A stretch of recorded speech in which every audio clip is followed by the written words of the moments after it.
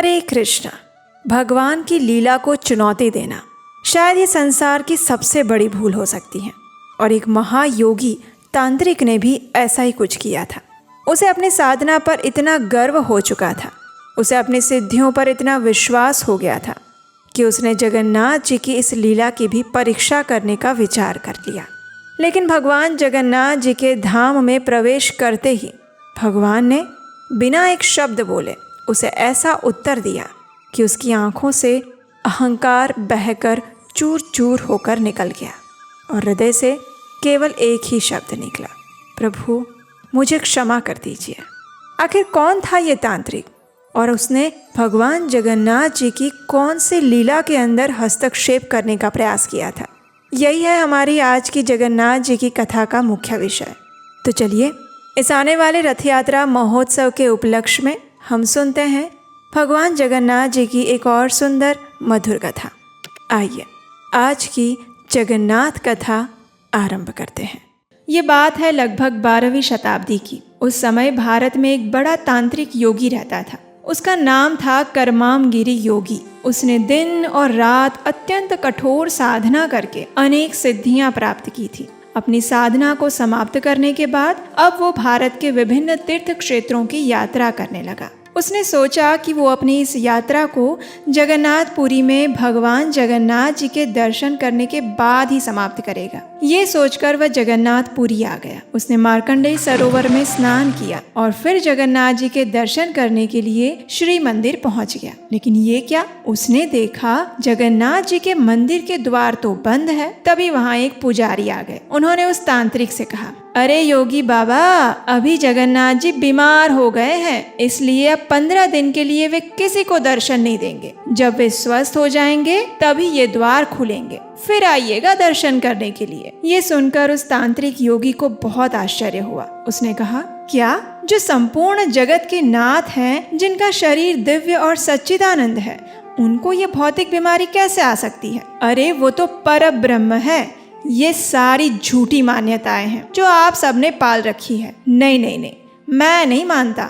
और इन सब अतार्किक बातों के आधार पर जगन्नाथ जी के दर्शन बंद करना अच्छी बात नहीं है। चलो खोलो दरवाजा, मुझे अभी दर्शन करने हैं। तो पंडा ने उत्तर दिया, अरे बाबा, आपको अर्च विग्रह सेवा के बारे में कुछ नहीं पता, इसलिए ऐसी बातें कर रहे हैं। इस समय भगवान की गोपनीय निजी सेवा अंदर में चल रही है। इन 15 दिनों के अनावसर काल में सिर्फ दैतापति पुजारी ही जगन्नाथ जी के पास जाकर उनकी सेवा कर सकते हैं। हाँ, और किसी को अंदर जाने की अनुमति नहीं होती। अगर किसी को जगन्नाथ जी के दर्शन करने हैं तो उसे 15 दिन तक प्रतीक्षा करनी होगी। यही राजा का भी आदेश है और उनकी आज्ञा के बिना हम द्वार नहीं खोल सकते। ये सुनकर करमामगिरी ने राजा से मिलने का निर्णय किया। उस समय उड़ीसा में गंगा वंश के राजा कामेश्वर देव का राज्य था। पुरी से 50 मील दूर सारंगगरा में राजा का निवास स्थान था। करमामगिरी तो पहुंच गए राजा के पास और उन्होंने राजा से कहा,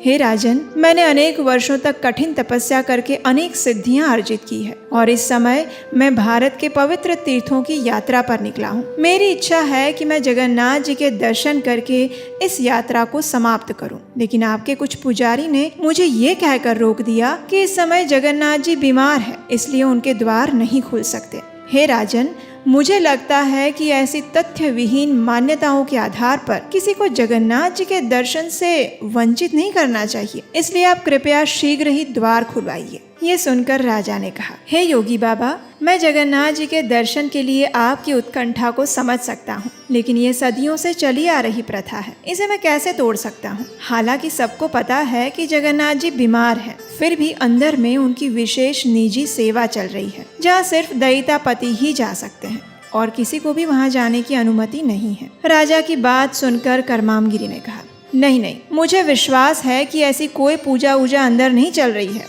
भले ही सामान्य लोग अंदर नहीं जा सकते, लेकिन मैं अपनी योग शक्ति से अंदर जा सकता हूँ और मैं आपको ये बात सिद्ध कर दूंगा कि अंदर में ऐसी कोई निजी सेवा नहीं हो रही। आप मेरे साथ पुरी आइए। और मैं आपको दिखाता हूँ। लेकिन राजा नहीं माने। आखिर अपनी बात को सिद्ध करने के लिए करमामगिरी एक बरगद के पेड़ के पास गए और उस पर चढ़ गए। अपनी योग सिद्धि के बल से वे उस पेड़ पर सवार होकर पुरी की ओर उड़ने लगे। ये चमत्कार देखकर राजा ने सोचा, अवश्य ही ये कोई महान तांत्रिक है। इसलिए राजा भी उनके पीछे अपने घोड़े पर सवार होकर पुरी चल पड़े।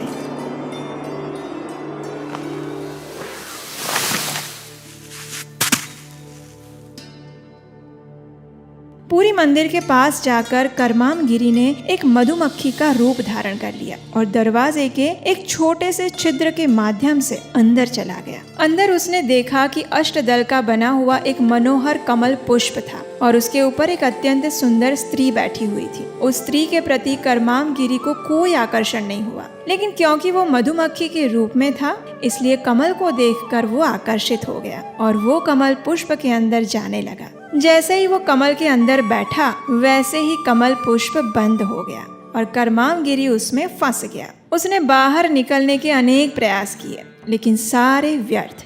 उसकी सांसें अब फूलने लगी थी। आखिर उसने अपने इष्ट देव करमामेश्वर महादेव को याद किया और फिर जगन्नाथ जी से भी प्रार्थना की, उनकी शरणागति स्वीकार की और उसी समय कमल पुष्प की पंखुड़ियां खुल गई और वो तुरंत उसमें से बाहर आकर बरगद के पेड़ पर वापस आ गया। इतनी देर कमल के अंदर रहने के कारण वो कमजोरी का अनुभव कर रहा था, इसलिए उसने कुछ समय विश्राम किया। लेकिन उसने सोचा कि अब वो राजा के सामने कैसे जाएगा, क्या बताएगा वो राजा को। आखिर उसने वर्षों से चली आ रही इस प्रथा का प्रतिकार किया था। ये सब सोचकर करमामगिरी ने सोचा कि वो फिर एक बार मंदिर के अंदर जाएगा और अंदर क्या चल रहा है वो देखने का प्रयास करेगा। फिर से वो मंदिर के पास आया और अपनी योग सिद्धि से उसने अदृश्य रूप धारण कर लिया, जिसे कोई देख ना सके। जैसे ही दैतापति दरवाजा खोलकर अंदर जाने लगे तो करमामगिरी भी अदृश्य रूप में उनके साथ अंदर चला गया। अब देखिए, दैतापति तो उसे नहीं देख पाए, लेकिन जगन्नाथ जी तो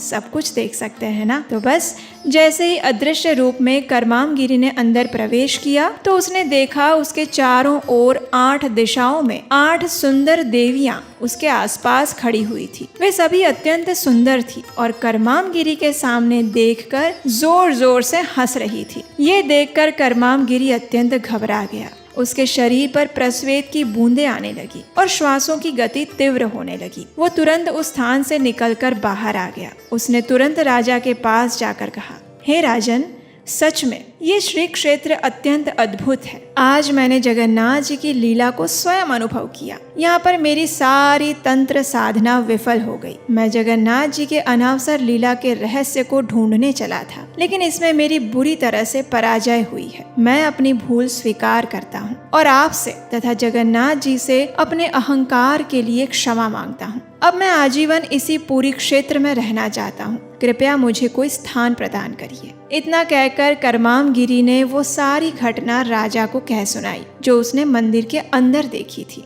इस घटना के बाद उसने आजीवन जगन्नाथपुरी धाम में निवास किया और जगन्नाथ जी की शरण ग्रहण की। उन्होंने पुरी में एक मठ की स्थापना की जहां करमामेश्वर महादेव को विराजमान करवाया गया। आज भी वो मठ पुरी में है, लेकिन अब वो अत्यंत जर्जरित अवस्था में आ चुका है। तो ये थी जगन्नाथ जी की एक और सुंदर लीला। कहते हैं ना कि जब तक भगवान की इच्छा ना हो या फिर उनके शुद्ध भक्त की कृपा ना हो, तब तक कोई भी व्यक्ति भगवान की विशेष कृपा प्राप्त नहीं कर सकता। हमें आशा है कि जगन्नाथ जी की ये सुंदर लीला आपको अच्छी लगी होगी।